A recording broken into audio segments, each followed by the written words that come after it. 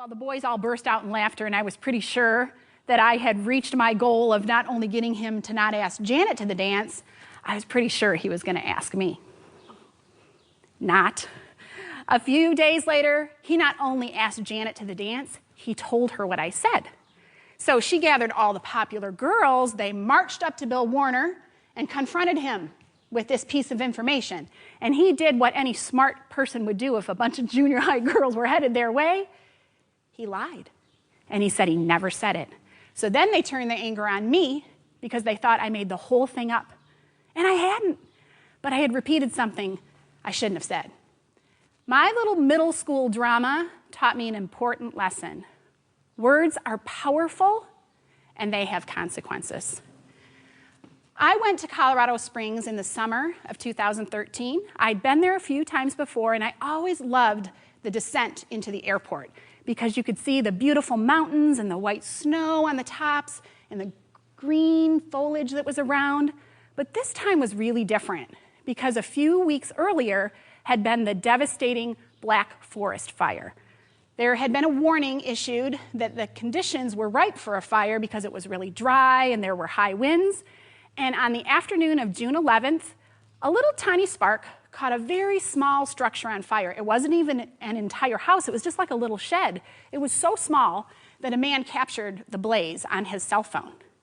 Well, pretty soon, when he couldn't put that out, the fire began to spread. It spread to an acre, 1,000 acres. 14,000 acres were burnt by the Black Forest fires of 2013, and it caused $85 million in damage. And how did it all start? One little spark. How fitting that the Bible talks about our tongues in relation to fire. So grab a Bible or bring one up on your electronic device or smartphone and turn to James chapter 3. James chapter 3. We're going to start reading at verse 2. James 3, verses 2 through 6. For we all stumble in many ways. If anyone does not stumble in what he says, he is a mature man who is also able to control his whole body. Now, when we put bits into the mouths of horses to make them obey us, we also guide the whole animal. And consider ships.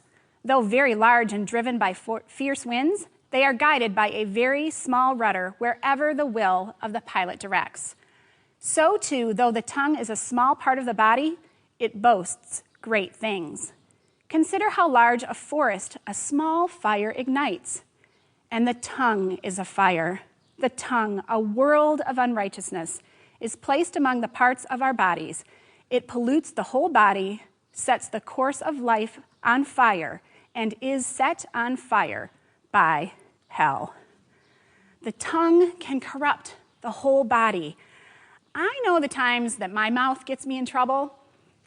It just starts with my tongue, but it seems like my whole body gets in on the act.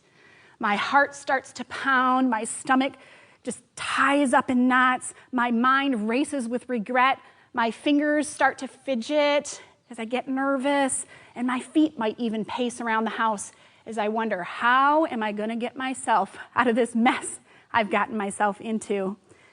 If we read a little bit further in James, we find out something else about the tongue, something that I find pretty amazing. It says in verses 7 and 8, every sea creature, reptile, bird, or animal is tamed and has been tamed by man, but no man can tame the tongue.